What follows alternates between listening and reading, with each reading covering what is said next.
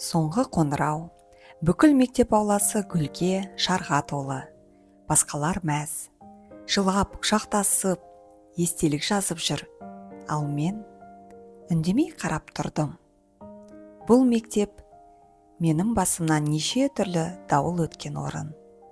Бірақ дәл қазір мен ішіндегі дауысқа құлақ түріп тұрмын. Не істейсің енді? Қайда барасың? Кімсің өзің?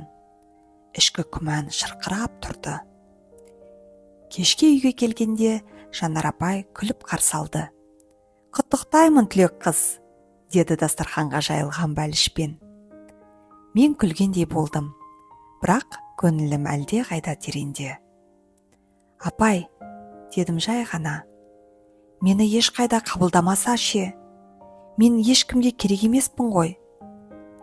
Жанар апай үндемей келіп, маған шай құйып берді. Саған бірінші рет кім керек еместігін айтты. Олар ма, әкем бе, әлде өзім бе? Мен үндемедім.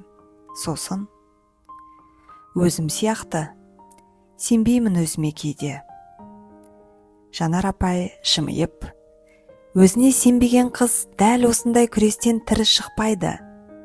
Сен тірі қалдың, және сен басқаларға да тірі болуды үйреттің.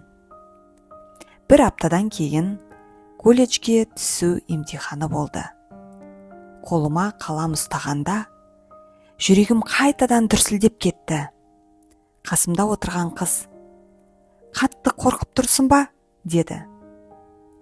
Мен жауап бермедім. Тек ішімнен, «Қорқам, бірақ мен қорыққан сайын жазамын. Себебі менің қорқынышым менің отым. Ол мені жеп қоймайды. Ол мені түртеді, жазуға, сөйлеуге». Бір айдан кейін хат келді. Колледжге қабылданғанымды жазыпты. Мен үнсіз тұрдым, қуаныштан жыламадым.